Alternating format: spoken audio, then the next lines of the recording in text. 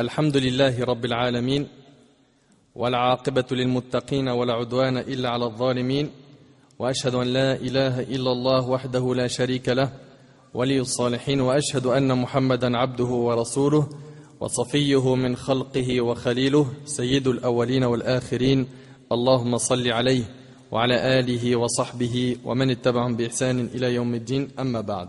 Mes chers frères et sœurs, assalamu alaikum wa rahmatullahi wa barakatuh. Tout d'abord, je commence par remercier Allah tabarak wa ta'ala de nous avoir facilité de vivre jusqu'à ce mois béni, Shahru Ramadan. Puis je remercie les responsables pour cette invitation et je remercie toute personne qui s'est déplacée pour écouter le rappel d'Allah tabarak wa ta'ala. Jazakumullahu khair, qu'Allah tabarak wa ta'ala vous accorde le plus haut degré du paradis. Ahbab il-Kiram, notre thème aujourd'hui avec l'aide d'Allah tabarak wa ta'ala est le mensonge et ses dangers. Le mensonge et ses dangers. Mes frères et sœurs, Allah tabarak wa ta'ala a ordonné aux gens d'adopter le comportement des prophètes. Pourquoi? Parce que c'est nos modèles. C'est nos modèles.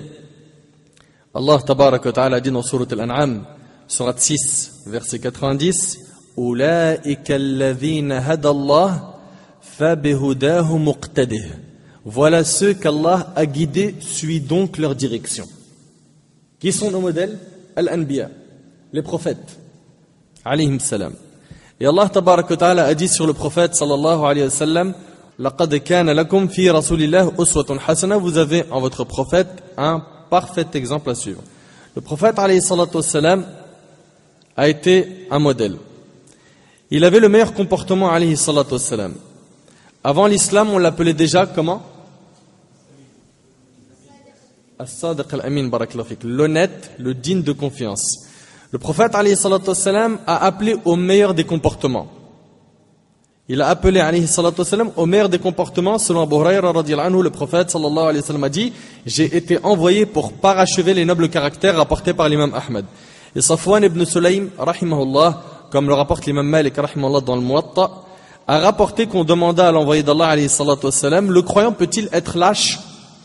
Est-ce qu'un croyant il peut être un lâche? Oui, répondit-il, sallallahu alayhi wa sallam. On lui demanda encore: le croyant peut-il être avare? Oui, répondit-il, alayhi salatu wassalam. Enfin, on lui demanda: le croyant peut-il être menteur? Là, le prophète sallallahu alayhi wa sallam a dit non. Sachez que le mensonge fait partie des caractéristiques des hypocrites. Qu'Allah nous en préserve. Selon Abu Hurayra radiyallahu anhu, le prophète sallallahu alayhi wa sallam a dit: les marques de l'hypocrite sont trois. Écoute attentivement ce hadith. Les marques de l'hypocrite sont trois. Quand il parle, il ment. Quand il parle, il ment. Quand il promet, il manque à sa parole. Et quand on lui confie un dépôt, il le trahit. Et ça, c'est rapporté par l'imam al-Bukhari et Muslim. Notre prophète sallallahu alayhi wa sallam était véridique et il a mis en garde les gens contre le mensonge à plusieurs reprises. Et ce, dans toutes les situations. C'est-à-dire que ce n'est pas permis de mentir à un adulte, à un enfant, et même pour faire rire les gens. Parce que ça arrive souvent, ça. On a envie de faire rire les gens, alors on ment. Et selon Ibn Mas'ud radiyallahu anhu, le prophète sallallahu alayhi wa sallam a dit, et là, écoutez attentivement ce hadith, et essayez de bien le méditer. Le prophète alayhi salatu wa sallam a dit, la sincérité mène à l'obéissance à Allah et à la bienfaisance. L'obéissance à Allah et la bienfaisance mènent au paradis. L'homme ne cesse pas de dire la vérité jusqu'à ce qu'il soit inscrit auprès d'Allah comme absolument véridique. C'est-à-dire que tu vas tellement dire la vérité que ton nom auprès d'Allah c'est que tu es un véridique. De l'autre côté, le prophète sallallahu alayhi wa sallam dit: le mensonge mène à la rébellion à Allah. La rébellion à Allah mène à l'enfer. L'homme ne cesse pas de mentir jusqu'à ce qu'il soit inscrit auprès d'Allah comme grand menteur rapporté par Bukhari et Muslim. Et là, on s'arrête.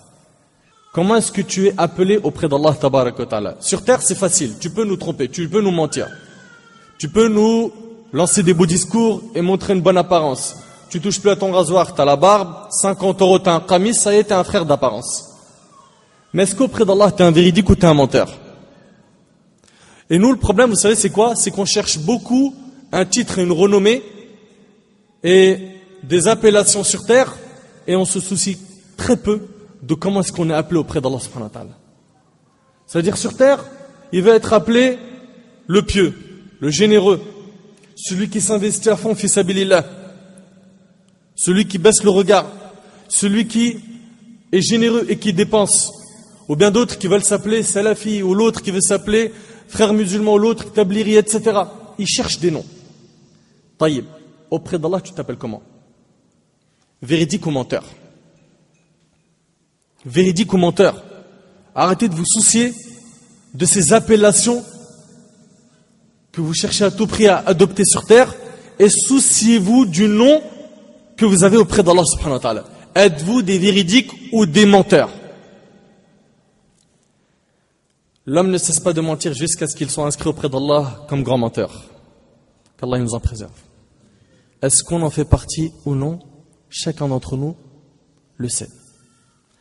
Et selon Abdullah ibn Amir, radiyallahu anhu an jami' as-sahaba, il rapporte qu'un jour sa mère l'avait appelé. Et le prophète sallallahu alayhi wa sallam était assis chez nous. Donc Abdullah ibn Amir, sa mère un jour elle l'a appelé, et le prophète alayhi salatu wa sallam, il était présent. Elle m'a dit: viens que je te donne quelque chose. Vous connaissez ça, les mamans? Viens mon fils. Elle dit à l'enfant: viens, je te donne quelque chose. Pour qu'il vienne. Viens que je te donne quelque chose. Le prophète alayhi salatu wa sallam lui a dit: qu'allais-tu lui donner? Elle dit: j'allais lui donner une date. Le prophète alayhi salatu wa sallam lui a dit: si tu ne lui avais rien donné, cela t'aurait été compté comme un mensonge rapporté par Abu Daoud. On n'a pas à mentir aux enfants. Je veux un petit bisou de la petite qui a 3 ans. Je dis: viens, je vais te donner quelque chose. Rien, j'ai un bonbon pour toi. J'ai rien. Pourquoi tu mens? Et pourquoi tu les éduques au mensonge? Et ils vont grandir avec cette éducation d'être des menteurs. Pourquoi mentir? Même à un enfant, tu mens pas. Oui, d'accord, on va sortir au parc, juste pour le faire taire. Et tu ne le fais pas sortir. Pourquoi? Oui, d'accord, tu iras dormir chez ta grand-mère. Et il y va pas. Pourquoi? Pourquoi tu mens? Dis-lui la vérité. On peut pas. Et assume les pleurs. Et essaye de lui expliquer. Et selon Bahz ibn Hakim, selon son père, selon son grand-père, rahimahumullah wa radiyallahu anhum, ce dernier a dit: j'ai entendu le prophète alayhi salatu wassalam dire: malheur à celui qui parle et ment pour faire rire les gens. Malheur à lui, rapporté par Abu Daoud. Et là, vous êtes d'accord avec moi que pour certains, ça va être compliqué. Après avoir entendu ce hadith, ça va être compliqué. Parce que voilà, donc quand on parle, il faut qu'on fasse rire les gens, et pour ça, il faut qu'on passe par le mensonge. Pourquoi? Le prophète alayhi salatu wassalam, il lui est arrivé de rire, et jamais il a menti. Alayhi salatu wassalam, n'oublie pas qu'il est appelé le véridique avant même la révélation. Sois véridique, ne mens pas. Dans le Coran, Allah tabarak wa ta'ala parle du mensonge en disant qu'il fait partie des caractéristiques des diables. Des diables. Tu veux ressembler à un diable, un shaitan?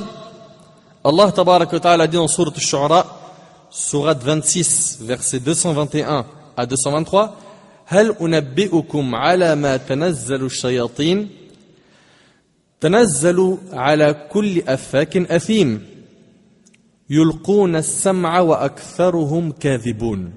Vous apprendrai-je sur qui les diables descendent? Ils descendent sur tout calomniateur pécheur. Ils tendent l'oreille. Cependant, la plupart d'entre eux sont menteurs. Et Allah tabarak wa ta'ala a dit dans Sourate Al-Ma'idah, Sourate 5, verset 119, قال الله هذا يوم ينفع الصادقين صدقهم. Allah dira: voilà le jour où leur véracité va profiter aux véridiques. Quiconque est véridique dans ce bas monde, cela lui profitera le jour du jugement. Et quiconque ment, il s'est mis en danger.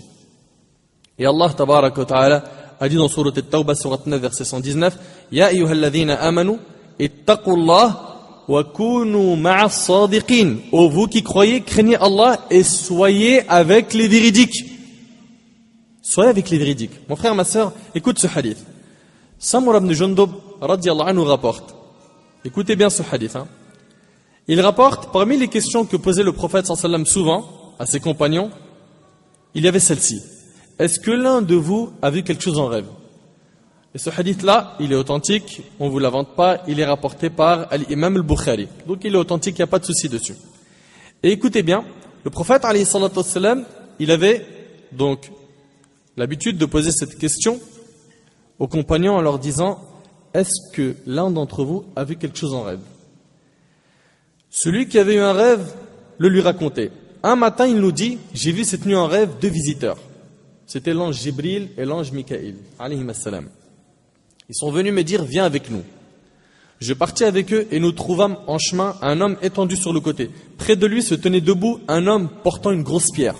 Écoutez bien, c'est un homme qui est étendu sur le côté et à côté de lui, il y a un homme qui tient une grosse pierre. Et il en frappait la tête du premier jusqu'à lui fendre cette pierre sur sa tête. La pierre roulait alors et il allait la ramasser de nouveau. Écoutez, je reprends. Il en frappait la tête du premier jusqu'à la lui fendre. Il lui faisait fendre sa tête. La pierre roulait alors et il allait la ramasser de nouveau. Il ne frappait l'autre que lorsque la blessure de sa tête était guérie. À ce moment, il le frappait encore une fois et il lui fendait la tête comme à la précédente. Il dit: je dis aux 2 visiteurs, donc le prophète il leur a dit: qu'est-ce donc que cela? C'est quoi ça? Ils dirent: avance, avance. Et à la fin, ils vont lui expliquer c'est qui cette personne-là. Puis, écoute bien attentivement, nous reprîmes notre marche et passâmes devant un homme étendu sur le dos. Écoute bien l'image, un homme étendu sur le dos. Près de lui se tenait debout un homme avec une scie en acier à la main. Une scie en acier à la main. Il lui posait la scie sur l'une des moitiés de son visage et coupait sa bouche en 2 moitiés jusqu'à la nuque. Allahu Akbar. Il s'agit de qui? Il en faisait de même de la narine et de l'œil de cette partie du visage. Puis il faisait la même chose avec l'autre moitié. Avec une scie en acier, il lui coupe ça, jusqu'à la nuque. Il ne revenait à chacune des 2 moitiés qu'une fois complètement guéri pour la scier de nouveau. Il dit, je dis, gloire et pureté à Allah. Que sont ces 2-là? Ils me dirent: avance, avance. Et le prophète, alayhi salam, ce hadith-là, il est très long. Il va voir plusieurs catégories de personnes comme ça subir des châtiments. Et nous, ce qui nous importe, c'est surtout ce passage. C'est qu'il a vu un homme allongé sur son dos. Près de lui se tenait un homme avec une scie en acier à la main. Il lui posait la scie sur l'une des moitiés de son visage et coupait sa bouche en 2 moitiés jusqu'à la nuque. T'aimerais subir ça? Il en faisait de même de la narine et de l'œil de cette partie du visage. Taïb. Le prophète, alayhi salatu wassalam, à la fin du hadith, nous raconte qu'il a eu en fait l'explication de tout ce qu'il a vu. On lui a dit en fait de qui il s'agissait. Et il lui a été dit: quant à l'homme devant qui tu es passé et dont on sciait la bouche jusqu'à la nuque ainsi que sa narine et son œil, c'est un homme qui sortait le matin de chez lui pour dire un mensonge qui se propageait jusqu'aux provinces lointaines. Allahu Akbar. Et le hadith, il est rapporté par l'imam al-Bukhari, il est authentique. Ça, c'est le châtiment qui attend celui qui ment. Écoute attentivement. Écoute.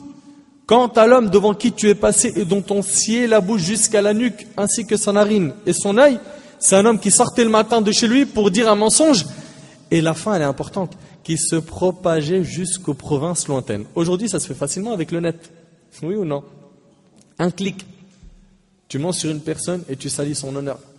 Et sans scrupule, il n'y a pas de problème. Les gens, ils sont prêts à assumer les conséquences à ce que je vois. Ils mentent sur tout le monde.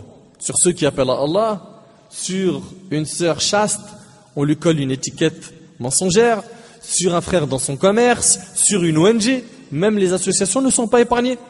Une ONG qui va donner de l'eau à boire et nourrir des pauvres, on ment sur eux. Mais yahchmouch, ils n'ont pas honte. Et des fois ils le font au nom de l'islam, en utilisant des textes et en disant c'est la sunna. Mais quel égarement! Quel égarement qu'Allah subhanahu wa ta'ala les guide.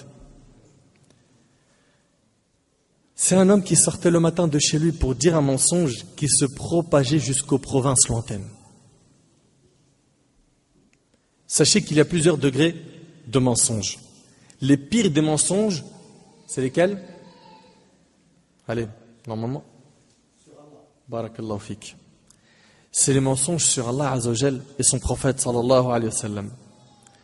Allah tabarak wa ta'ala dit dans Sourate An-Nahl, Sourate 16, verset 116, ولا تقولوا لما تصف ألسنتكم الكذب هذا حلال وهذا حرام لتفتروا على الله الكذب إن الذين يفترون على الله الكذب لا يفلحون. Et ne dites pas, conformément aux mensonges proférés par vos langues, ceci est licite et cela est illicite. Pour forger le mensonge contre Allah, certes, ceux qui forgent le mensonge contre Allah ne réussiront pas. Il n'est donc pas permis à une personne de dire Allah Azza wa Jal a ordonné cela ou Allah Azza wa Jal a interdit cela en parlant sans science. C'est pas permis. En islam, c'est soit je connais pas. Mais venir comme ça du tac au tac, non. Ce n'est pas un jeu. C'est une religion et on fait très attention à ce qu'on transmet quand il s'agit d'un verset, d'un hadith du prophète alayhi salatu wassalam, ou d'une parole d'un savant, on fait très attention à ce qu'on transmet. Donc ici, le pire des mensonges, c'est quand on ment sur Allah. Tu rends halal le haram, haram le halal. On te pose la question, excuse-moi mon frère, voilà, je suis dans les rayons, il y a des produits, il y a écrit je ne sais combien. Est-ce que c'est halal ou pas? Tu ne sais pas. Et tu as honte de dire je ne sais pas. Alors tu mens. Tu mens, parce que pour toi, c'est inconcevable. Comment? Moi, je vais dire je ne sais pas? Et alors, l'imam Malik, rahimahullah, imam ahl al-ilm fil Madina, la montagne de science à Médine, il n'a pas eu honte de dire je ne sais pas à plusieurs personnes qui voyageaient pendant des mois pour venir le rencontrer. Et sur plusieurs questions. Abdullah ibn Umar, radiyallahu anhuma, il enseignait dans la mosquée du prophète, alayhi salatu wassalam. Et c'était un grand savant. C'était le fils de Omar ibn Khattab, radiyallahu anhu. On lui a posé plusieurs questions. Il est sorti de la mosquée. Il était heureux de lui. Vous savez pourquoi? Parce qu'à toutes ces questions, il a répondu je ne sais pas, la adri. Et il a dit bakhin ya ibn Omar, su'ilta faqulta la adri. Il a dit félicitations à toi, oh ibn Omar. Tu as été questionné, tu as réussi à dire je ne sais pas. C'est difficile pour l'âme aujourd'hui de dire je ne sais pas. Qu'est-ce qu'on va dire de nous? Ah, il ne connaît pas. C'est un ignorant, un jahil. Non, effectivement. On est des juhal. Il faut le reconnaître. Donc, fais attention à ne pas parler sans science. Fais super attention. N'aborde pas un sujet que tu ne maîtrises pas. En plus, aujourd'hui, ça parle de tout, dans tous les domaines. Subhanallah, je vais vous poser une question. Est-ce que vous êtes capables, vous tous ici présents, et ceux qui vont écouter cet audio, de parler de médecine à tout bout de champ, à n'importe qui? À n'importe qui. Et je parle de tout le monde. Ceux qui ont étudié ça, oui. Ceux qui ne l'ont pas étudié vont dire c'est difficile mon frère. Taïb. Est-ce que vous êtes tous capables de parler de mécanique? Certains oui, certains non. Est-ce que vous êtes tous capables de parler de comment faire un médicament? Est-ce que vous êtes tous capables de parler de mathématiques d'une manière très poussée? Vous allez me dire, on n'est pas tous calés dans ça. Mais ce qui est impressionnant, c'est que tout le monde est capable de parler d'islam et personne ne se tait. Tout le monde parle, tout le monde connaît, tout le monde maîtrise. Tout le monde est devenu mufti et mujtahid. Donc on fait attention à ne pas dire Allah Azza wa Jalla a ordonné cela ou il a interdit cela en parlant sans science. De même, il est interdit d'expliquer le Coran en se basant sur son propre avis. Et ça, on en a des gens comme ça. Il vient et dit, mon frère, regarde Allah Azza wa Jalla, il a dit quoi? Il n'a même pas lu l'explication. En plus, il a lu en français, il ne sait même pas comment ça se lit en arabe, il ne lit pas l'arabe. Et il ne sait pas qu'il y a un tafsir derrière. Et il ne sait pas qu'il y a des causes pour lesquelles ont été révélés les versets. Il ne connaît rien de tout ça. Et il envoie. Ça, c'est parce qu'on a un manque de pudeur envers Allah subhanahu wa ta'ala. La nastahi min Allah azza wa jal. La nastahi min Allah azza wa jal. Si on aurait cette pudeur, on ne serait pas avancé de cette manière. Donc il se base sur son propre avis. Et il explique le Coran. Le Coran l'explique avec l'avis des pieux prédécesseurs. Notre avis à nous, on le garde dans notre poche, au chaud. Puis il y en a qui disent, le prophète alayhi salatu wassalam a dit, sans avoir vérifié ce qu'ils disent. Et des fois, ils se retrouvent même à mentir sur le prophète sallallahu alayhi wa sallam. Des fois, ils mentent pour gagner un débat. Il parle avec quelqu'un, il est gêné qu'il a toujours le dernier mot, alors il ose mentir, il lui dit non, la sunna c'est ça. Parce que le prophète alayhi sallam, il a dit ça ou il a fait ça. Mais on va où là? On va où? Faites attention à ce point et surtout ne soyez pas de ceux qui transfèrent, et là c'est important, des hadiths du prophète alayhi sallam par SMS sans avoir vérifié ce que vous êtes en train de transférer.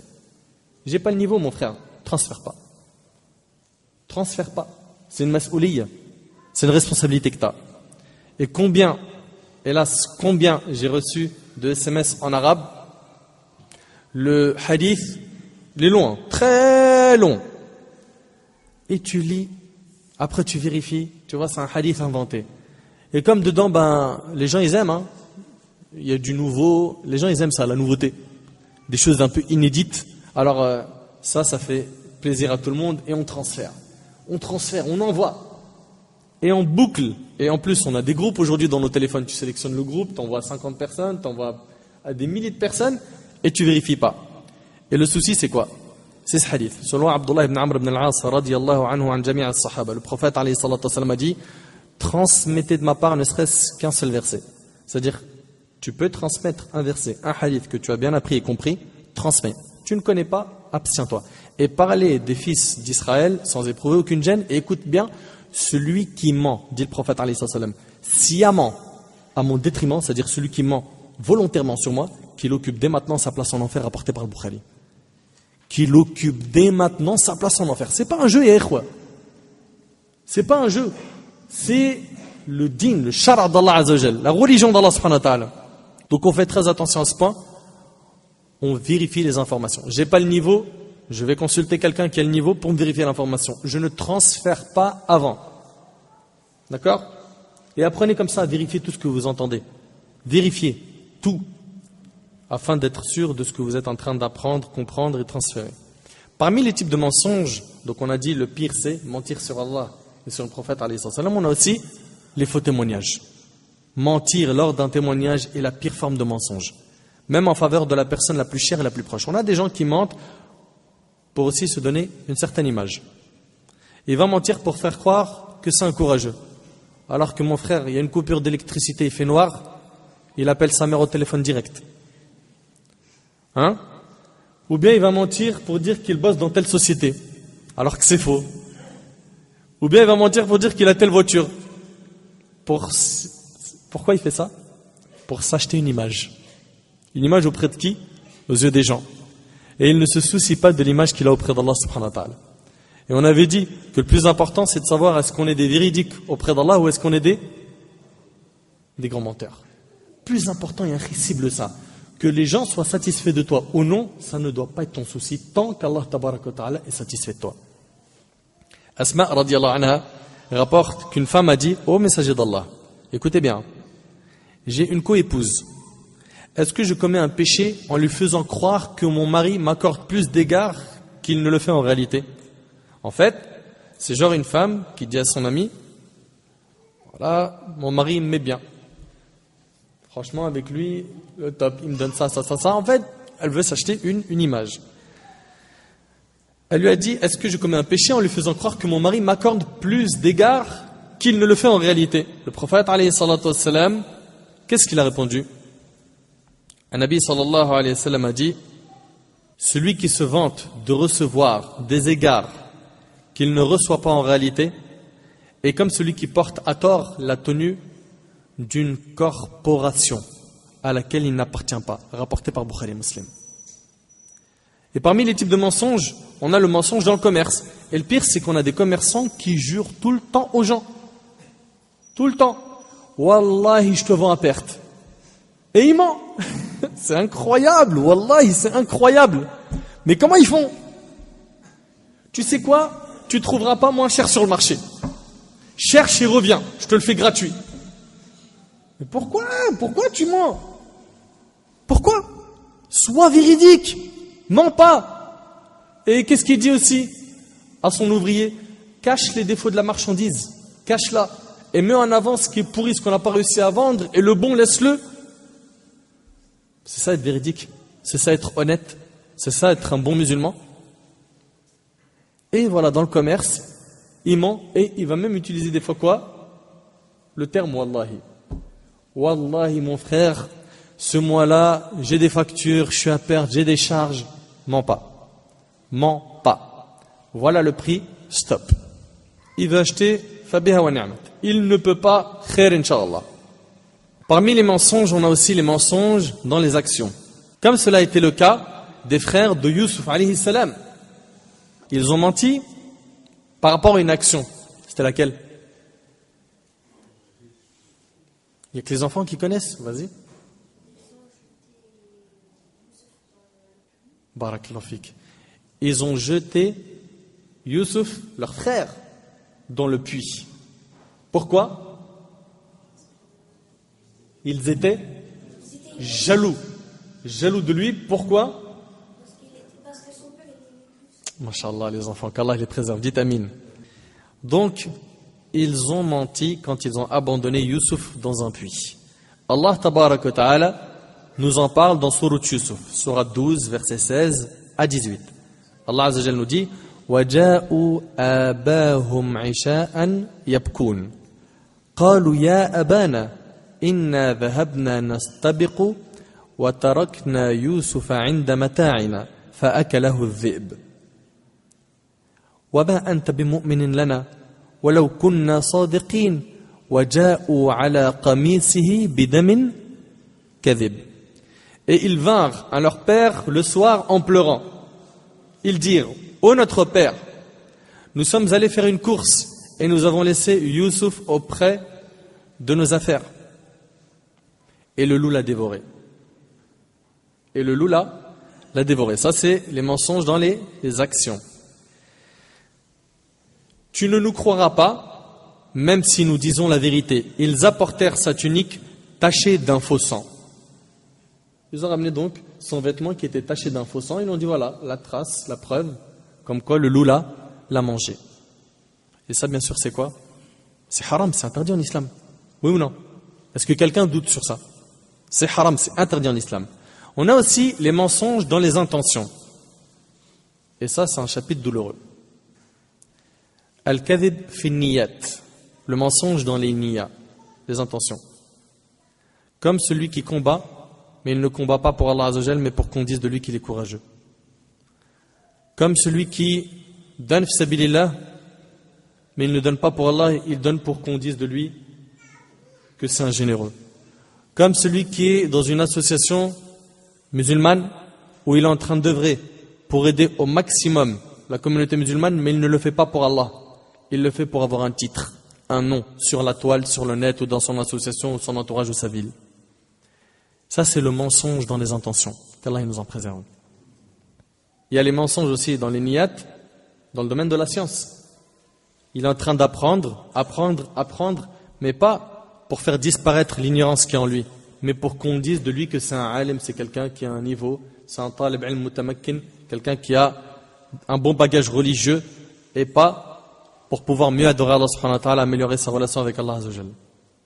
Qu'Allah nous accorde la sincérité. On a les mensonges qui sont dus à al-hasad, l'envie.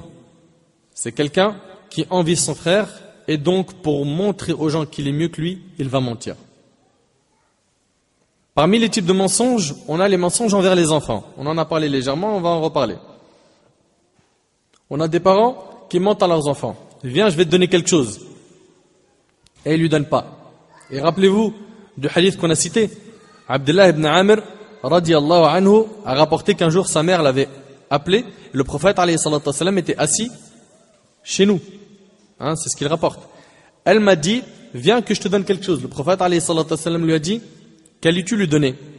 Elle dit, j'allais lui donner une date. Et là le prophète sallallahu alayhi wa sallam a repris en disant, si tu ne lui avais rien donné, cela t'aurait été compté comme un mensonge rapporté par Abu Daoud. Ne mens jamais à tes enfants, sois véridique.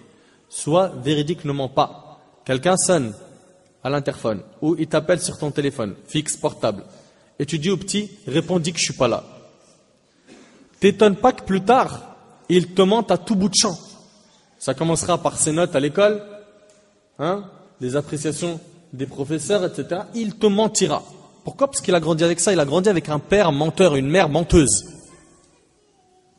Est-ce que c'est une qualité ou un défaut? C'est un défaut. Tu es en train de le transmettre en disant à ton fils ou à ta fille, dis-lui je suis pas là. Après le petit Nia, il s'y connaît pas dans le mensonge. Il dit papa, il m'a dit de te dire qu'il est pas là. Et là il t'a mis dans un vrai problème. Donc Allah yahfadkum, qu'on fasse attention à ça. Si on veut que nos enfants soient pieux, qu'on soit pieux. Si on veut qu'ils soient véridiques, qu'on soit véridiques. Si on veut qu'ils soient savants, qu'on essaye nous d'être savants. Et ainsi de suite. Ne mens jamais à tes enfants, sois véridique. On a aussi des gens qui mentent dans le but de corrompre une relation entre deux personnes. Et faire ça, c'est très grave.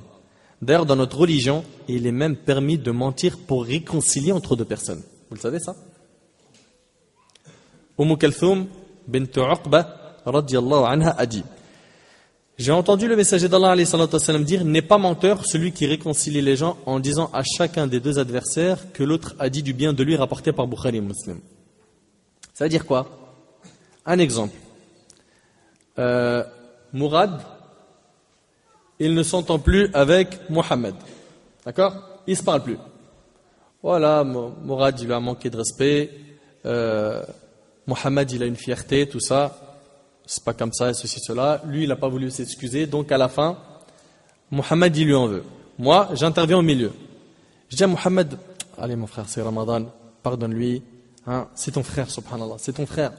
Ouais, mais regarde comment il parle, ça se fait pas, et ceci, cela. Taïb. Eh ben, sache que si toi, tu veux pas faire le pas vers lui, lui, il est en train de réfléchir à venir vers toi. Et il dit que du bien de toi. Et d'ailleurs, il regrette ce qu'il a fait. Là, c'est pas la vérité que je suis en train de dire, mais je suis en train d'essayer de réconcilier ces deux personnes, et là, c'est autorisé. Vous avez vu? Donc là, je suis en train de l'attendrir. De l'autre côté, je viens, lui aussi, je le cuisine.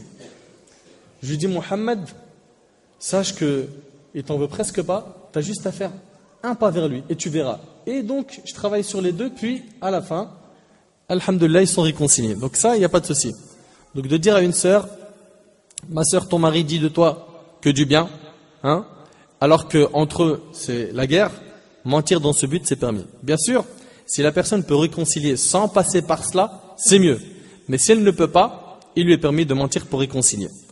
On a aussi comme type de mensonge les mensonges sur les rêves. Oh là là, sahabi. Des gens qui n'hésitent pas à mentir sur leurs rêves. J'ai rêvé que j'étais sur une île, alors que mon frère, il rêve même pas. Il ronfle, il n'entend même pas le réveil. Il est déconnecté de tout. Hein? Une île, le sable doux, l'eau, ceci, cela, ou bien l'autre. J'ai rêvé que j'ai vu tel cheikh, ou bien plus. J'ai vu le prophète alayhi salam en rêve, etc. Taïb, décris-le nous. Il était très grand, très musclé, noir. Mais t'as vu qui? C'est pas le prophète alayhi salam. Hein? Donc, faut faire attention à ça. Bien sûr, c'est faisable de voir le prophète alayhi salam en rêve. Vous le savez ou pas ça? Est-ce que vous savez qu'il est possible de voir le prophète alayhi salam en rêve? Le prophète alayhi salam, il dit: Man ra'ani fil manam faqad ra'ani haqqa. Quiconque me voit en rêve m'a réellement vu, car le diable ne peut pas prendre mon apparence. Mais pour ça, il faut connaître sa description physique. C'est-à-dire, il faut que tu saches comment il était, de taille moyenne, grand, petit, comment était son visage, comment était décrit sa barbe, ses cheveux, etc. Si tu connais cette description et que tu le vois en rêve, alhamdulillah, c'est une ni'ma min Allah azza wa jal, et c'est un très grand cadeau. Un cadeau de la part d'Allah. D'accord? Mais il faut que tu connaisses sa description. Alors s'il te plaît, étudie sa description avant de venir nous dire: je l'ai vu en rêve. D'accord? Donc ne mentez pas concernant vos rêves. Allah yahfazkum. On a des gens qui mentent sur leur dû. Ah, vous les connaissez ceux-là. Hein? Tu me dois la somme de 100 €. Tu ne les as pas rendus. Et miskin, le type qui est devant lui, il a des soucis. Il ne se rappelle pas toujours de tout. Donc il commence à culpabiliser. Et il n'a plus de certitude, il est dans le chèque. Il est dans le doute. Il dit: ouais, c'est vrai, peut-être il a raison, mais subhanallah, mais non, mais je me rappelle bien d'avoir préparé une enveloppe, peut-être je ne l'ai pas donnée. Hein? Ou bien un employé qui demande et qui ment en disant: mon patron m'a pas payé, il me doit 3 salaires. Lui, il ment sans pitié quand même. Hein? Donc faire attention à ça. Mentir sur les dieux, c'est un mensonge. Et si tu arrives à tromper quelqu'un sur terre, tu n'arriveras pas à tromper ton Seigneur Azza wa Jal le jour du jugement. Et au final, tu vas gagner quoi? 100 €, 2000 €, allez, grand maximum, combien d'euros? Là-bas, tout ça, tu vas le rembourser avec tes bonnes actions. Franchement, toi qui aimes faire tes calculs d'argent, de dépenses, toi qui as une société, un commerce, toi qui vas partir au bled et qui fais le calcul de chaque semaine, combien tu vas dépenser, toi qui fais bien attention à la gestion de ton argent, gère bien le compte de tes bonnes actions. Tu peux te retrouver cuit le jour du jugement. Pourquoi? Parce que tu as été un zalim, un injuste, un menteur. Et sans pitié. Il ment sans aucun problème. On va tous mourir un jour, qu'on se rappelle de ça. Et on sera présenté à Allah subhanahu wa ta'ala. On a des gens qui mentent pour mendier. Et hélas, ils sont très nombreux, dans des pays musulmans et dans des pays non musulmans. Ils se mettent devant les mosquées ou dans les rues ou dans les marchés et ils demandent l'aumône alors qu'ils ne sont pas pauvres. Je suis malade, j'ai besoin d'argent pour faire une opération ou pour faire opérer mon père ou ma femme. Et faut faire attention à ça, hein, parce que wallahi, j'ai vu des choses qui étaient tristes dans certains pays, je ne citerai pas les noms. Dans un journal, on parlait d'un homme en fait qui était sur chaise roulante et qui avait une petite poche pleine de sang avec la piqûre hein, dans le bras. Et il fallait qu'il fasse une opération pour tant de milliers de, je ne dirais pas la monnaie pour pas que vous reconnaissiez le pays. D'accord?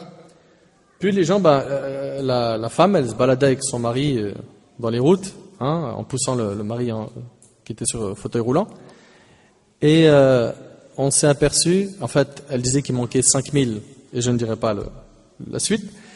Et elle a récolté beaucoup plus, parce que les gens, vous savez, ils sont sensibles. Hein. Il faut qu'ils fassent une opération, il lui manque 5000 de telle monnaie pour faire l'opération. À la fin, ils se sont aperçus que c'était une poche pleine de thé. Du thé. Ataï pour les Marocains, Shaï pour les Égyptiens. C'est violent quand même, hein. Du thé. Elle ment pour de l'argent. Et moi, une personne, une fois, m'a arrêté dans un pays, j'avais voyagé, et il était avec sa femme, et il y avait un bébé sur la poussette, et il m'a dit, salam alaikum wa rahmatullah, en fait, j'aimerais rentrer dans mon pays, j'ai perdu mon billet d'avion, après il fait...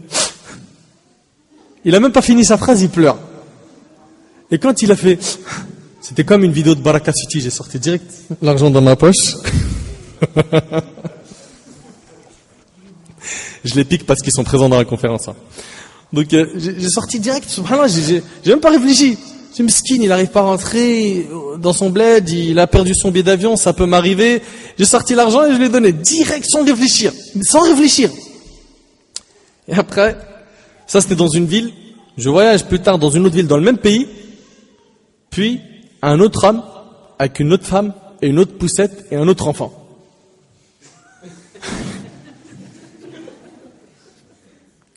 Ah, des gens ils sont diplômés dans le domaine. Hein. Ils m'arrêtent, ils me disent salam alaikum.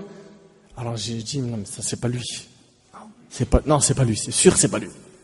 Il me dit voilà ceci cela le même speech et il pleure. Ça commence à devenir difficile là. Ça commence. Donc ça faut faire très attention. Le musulman même quand il est dans le besoin il tend pas la main. Il fait attention et il a une fierté. Abdurrahman ibn Auf, radiyallahu anhu, vous connaissez tous ce hadith. Quand il est arrivé à Médine, lui qui était muhajiri, il vivait où? Le hadith il est rapporté par le Bukhari. Il vivait à Mecca, il a émigré. Et il arrive à Médine, il n'y a pas de promesse d'embauche, il n'y a pas un appartement qui l'attend, il n'y a rien qui l'attend. Il arrive, il veut sauver sa religion. Saad ibn Rabi'a, radiyallahu anhu. Saad, quand il a vu Abdurrahman ibn Auf arriver à Médine, il lui a dit, je suis quelqu'un de très aisé, de riche à Médine. Écoute bien. Il lui a dit, prends la moitié de mes biens. C'est-à-dire, tu arrives par exemple sur Paris et tu vois quelqu'un qui dit, moi je suis l'un des plus riches de Paris, prends la moitié de ma richesse. Tu fais quoi? Qu'Allah te récompense, hafidhakallah, franchement, barakallah fik, je vais te faire des doigts toute la nuit. Hein? Puis après il lui dit, et j'ai 2 femmes, regarde laquelle des 2 te plaît le plus, afin que je la répudie, puis une fois sa période de viduité achevée, épouse-la. Allah Akbar. Et là, qu'est-ce qu'il lui a dit? Il lui a dit qu'Allah bénisse tes biens, hein, ta famille. Il a dit garde ça, montre-moi où est-ce qu'il est le marché. Voilà l'éducation des compagnons. Et il est parti travailler et commercer jusqu'à ce que lui-même est devenu un riche. Radiyallahu anhu. Ça, c'est l'éducation de Nabi alayhi salam. C'est comme ça qu'il a éduqué les sahaba, les compagnons. Écoute avec moi.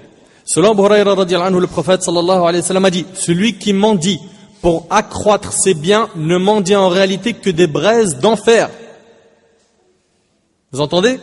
Celui qui mendie pour accroître ses biens ne mendie en réalité que des braises d'enfer. Soit qu'il demande peu, soit qu'il demande beaucoup, rapporté par l'imam muslim. Et selon Thawban radiyallahu anhu, le prophète sallallahu alayhi wa sallam a dit, celui qui mendie alors qu'il est en mesure de s'en passer, cela apparaîtra sur son visage le jour du jugement, rapporté par Ahmed. Franchement, ça fait pas peur, ça? Et c'est pas terminé. Et selon Muawiyah radiyallahu anhu, le prophète sallallahu alayhi wa sallam a dit, quiconque mendie alors qu'il a de quoi subvenir à ses besoins, ne fait que d'augmenter sa part d'enfer. Ils demandèrent au prophète sallallahu alayhi wa sallam quelle est la chose qui lui permettrait de subvenir à ses besoins. Le prophète alayhi wa sallam a dit qu'il ait de quoi à manger le matin et le soir, rapporté par Abu Daoud. À partir du moment où il a de quoi à manger le matin et le soir, c'est terminé. C'est terminé. Par contre, mes frères et sœurs, à la base, comme on vous l'a dit, le mensonge est interdit en islam. Par contre, il est autorisé dans certains cas. On en a cité un tout à l'heure, c'était lequel? La réconciliation entre deux personnes. Dans le hadith que rapporte l'imam Muslim, Kalthoum bint Uqba radiyallahu anha a dit: je n'ai jamais entendu autoriser le mensonge sauf dans 3 cas. Elle dit qu'elle n'a jamais entendu le prophète sallallahu alayhi wa sallam autoriser le mensonge sauf dans 3 cas. 1. La guerre. 2. La réconciliation des gens. Mohammed qui ne parle pas Ibrahim, moi je mens au milieu pour... Après, si je peux passer par un autre chemin, c'est mieux. Mais si c'est bouché, à ce moment-là, je peux utiliser ce moyen. Et ce que dit l'homme à sa femme et la femme à son mari, c'est-à-dire le fait de faire des compliments. Je rentre à la maison, Miskina, elle est en train de faire à manger depuis le matin, elle est en train de préparer le repas pour le Maghreb, on jeûne. Puis je rentre, ou bien en dehors de Ramadan, après le boulot, je rentre, j'attends mon repas. Elle était là à couper des oignons, ça sent mauvais. Puis après, il y avait trop de vapeur et de la fumée dans la cuisine, elle n'a pas ouvert la fenêtre. Donc je rentre, je vois elle est dans un état, Miskina, où la djellaba prisonnière, elle est, laisse tomber, l'odeur n'est pas au top, et je lui dis, Mashallah, qu'est-ce que t'es belle aujourd'hui. C'est donc ce que dit l'homme à sa femme, et la femme dit à son mari. Et de l'autre côté, le mari mskin, il a ahwal, une serpillière mort. Elle lui dit, mais qu'est-ce que t'as du style quand t'es comme ça? Alors que c'est une serpillière. Donc voilà, ça c'est pour gagner le cœur du conjoint et de la conjointe. D'accord? Donc il lui dit que son plat, il est bon, ou qu'elle est très belle, et que ce n'est pas le cas. Cela est permis pour gagner son cœur. D'accord? Par contre, si le plat, il n'est pas bon, le prophète alayhi salatu wassalam n'a jamais critiqué un repas. Ça c'est à prendre. D'accord? Si c'était pas bon, il s'abstenait de manger et stop. Critique pas le repas. Dis-lui pas, et à sahabi. Mais il te faut une formation pour le sel. Tu sais pas doser le sel comme il faut. C'est une folie. Ou le piment. Elle t'envoie du piment, c'est une arme chimique. Et il y en a comme ça, et avec tout le respect et l'amour que j'ai pour nos frères et sœurs tunisiens, tunisiennes, apprenez à être raisonnable un peu. Voilà, des fois, une fois, je me rappelle, j'étais invité pour manger un couscous chez des Tunisiens. C'était pas de l'harissa, c'était du venin. J'ai pris la première cuillère, du sang qui allait couler de mes yeux. La deuxième, c'était de mes oreilles. J'ai dit, mais comment on va manger? On a faim. On n'en peut plus. C'est un massacre. Soyez raisonnable. Donc, on disait que il n'est pas permis de mentir, sauf dans 3 cas. On a dit, le cas de la guerre, la réconciliation et les compliments à sa femme. Apprends, T'as quel âge? T'as quel âge, le petit? 12. T'inquiète pas, ça te servira, Inch'Allah. Dans quelques années, tu t'en souviendras de tout ça. Il est permis donc de mentir, comme on a dit, pendant la guerre. Et cela s'est déjà produit dans la biographie du prophète, alayhi salatu wassalam. Est-ce que vous connaissez l'histoire de Nu'aym ibn Mas'ud, radiyallahu anhu, pendant la bataille des coalisés? Qui la connaît, lève la main. La ilaha illallah, Muhammad Rasulullah. Mais, vous lisez quoi? Vous écoutez quoi? Vous regardez quoi chez vous? Il faut apprendre la vie du prophète, alayhi sallam. Il faut se sentir mal quand je vous pose des questions comme ça et que vous n'avez pas la réponse. Un peu de culpabilisation, ça fait pas de mal. Donc ce noble compagnon, Nu'aym ibn Mas'ud, radiyallahu anhu, il a sauvé les musulmans pendant la bataille des coalisés à un moment où les musulmans étaient fortement éprouvés. Les compagnons ont dû faire face à une armée de 10 000 combattants. Il y avait parmi ces 10 000 combattants les juifs de Bani Quraïza, les Quraïchites et Ghatafan. Donc 3 groupes qui se sont associés pour combattre les musulmans. Et les musulmans, ils étaient que 3000. Eux, ils étaient Toi, tu es encore branché à Uhud. Non, on parle de l'Ahzab là. On ne parle pas de Uhud, on parle de l'Ahzab. Ils étaient 10 000, hein, l'ennemi, ils étaient 10 000 et les musulmans, ils étaient 3 000. Les compagnons, ils avaient creusé un fossé. Et c'était l'idée de quel compagnon? Salman al-Farisi radiyallahu anhu. Ils l'ont creusé à l'entrée de Médine pour repousser l'ennemi, pour pas qu'ils arrivent en fait à rentrer dans la ville. Donc en fait, il y avait un fossé qui a été creusé et c'était un moyen de les empêcher de rentrer dans la ville de Médine, sachant qu'ils ne voulaient pas les combattre. Au niveau du nombre, ils n'étaient pas aussi nombreux. Mais ces derniers restèrent autour du fossé à réfléchir sur comment est-ce qu'ils pourraient en finir avec les musulmans. Comment on va faire?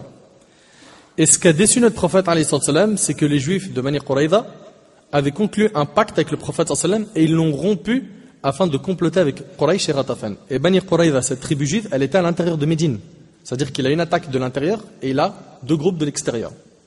Ce moment fut très dur pour les croyants. Allah Azza wa Jalla a décrit cet événement dans le Coran où il en parle Azza wa Jalla en disant que les cœurs des croyants donc étaient secoués par cet événement.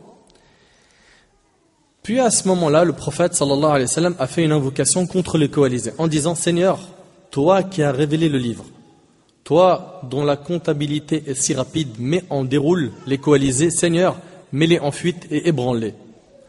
Et pendant ce moment dur, Nu'aym ibn Mas'ud ibn Amir al-Ashja'i vint voir le prophète sallallahu alayhi wa sallam et lui a dit: Ô messager d'Allah, j'ai embrassé l'islam, mais ma tribu n'est pas au courant de ma conversion.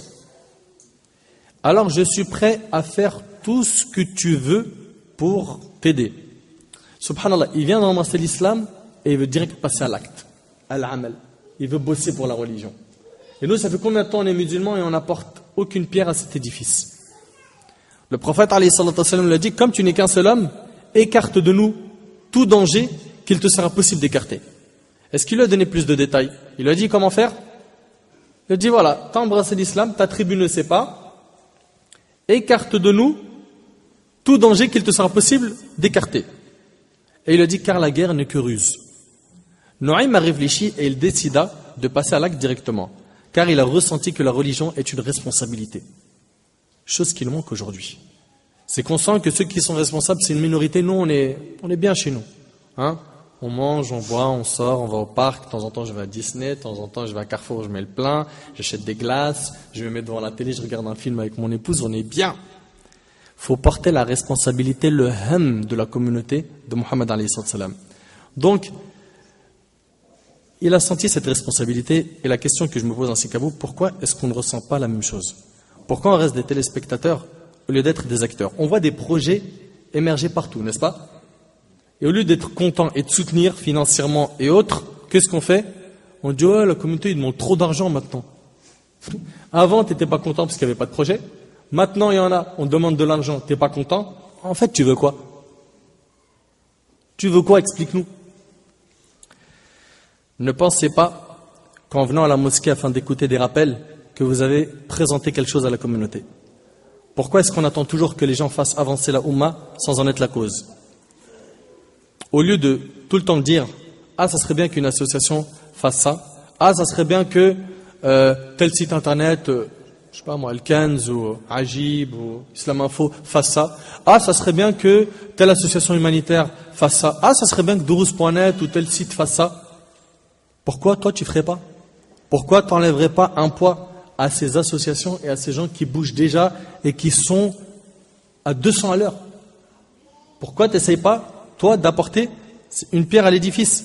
Pourquoi est-ce que l'ensemble de la communauté, hélas, une réalité, elle est anesthésiée, alors que chacun d'entre nous pourrait apporter une pierre à l'édifice? Hélas, les gens ne veulent pas ou plus bouger. Et le pire, c'est qu'ils n'aident même pas les gens qui bougent avec leur argent et leur soutien. Je reviens à l'histoire de Nu'aym. Nu'aym, radiyallahu anhu, après avoir entendu ces quelques paroles du prophète sallallahu alayhi wa sallam, il est parti voir la tribu des Bani Quraïda, qui étaient des amis de sa tribu à l'époque anti-islamique. Et il leur a dit: vous connaissez mon affection à votre égard, notamment en raison des liens qui nous unissent.